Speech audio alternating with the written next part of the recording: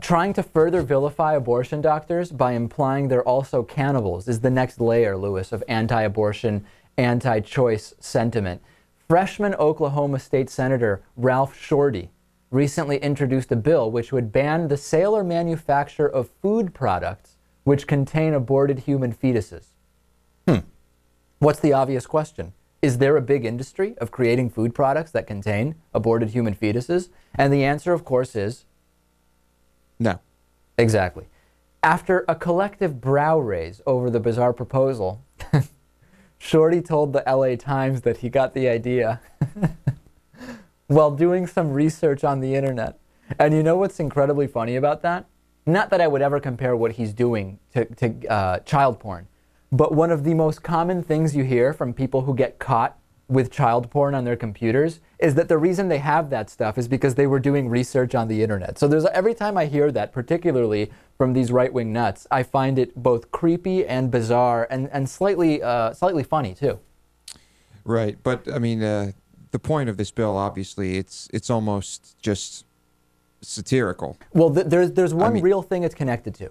There actually is something it's connected to. It's a wild overstatement of this latest front in the anti-abortion fight, and it's being organized in part as a boycott of PepsiCo, because there's a research contract that PepsiCo had with a company called Cenomix for a beverage sweetener that the anti-abortion activists charge involves using HEK 293 cells, a cell line called HEK 293, which was developed in Holland in the early 70s through the infusion of a kidney cell from an aborted fetus and a virus that immortalized the cells.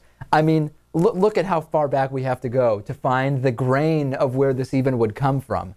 And PepsiCo, not that we really want to go by, we don't consider the letter of the law what PepsiCo says or companies like PepsiCo say. But they did issue a statement saying Cenomix does not provide ingredients to PepsiCo, nor do they manufacture our products. Our work with Cenomix is focused on beverage sweetener research to help us reduce sugar in future products. And but let's be honest, Lewis, solving that problem is not the goal of this bill. No, the goal of this bill is to make liberals sound like they eat aborted fetuses. Exactly. Not only do abortionists kill babies, the bill implies they want us all to eat aborted fetuses. I would propose a bill, Lewis, at stopping Republican politicians from sodomizing elephants. Because you know what? The GOP has taken advantage of the elephant as their logo for a really long time, and there is really no reason I can imagine why, in addition to making elephants look bad by having them as their logo, they also aren't sodomizing elephants. It's plain, it's right there, Lewis, and we need legislation to stop that. I mean, I would not oppose such legislation. That's the level we're on with this proposal, though. It's pathetic. I mean, it's unbelievable. It is. It's pretty insane. Guatam, do you think if you called them out, they would just point to this PepsiCo thing and say, no, it's perfectly logical? I mean, they have to. That's why they're referencing it. Yeah, I agree.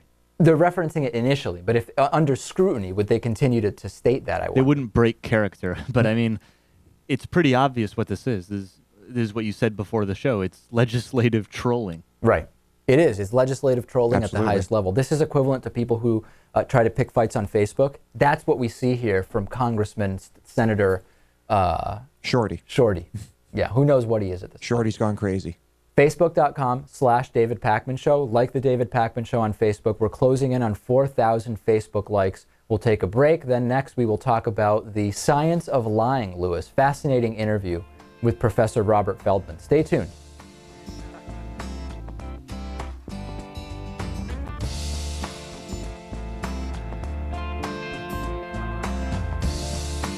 The David Pakman Show at davidpakman.com.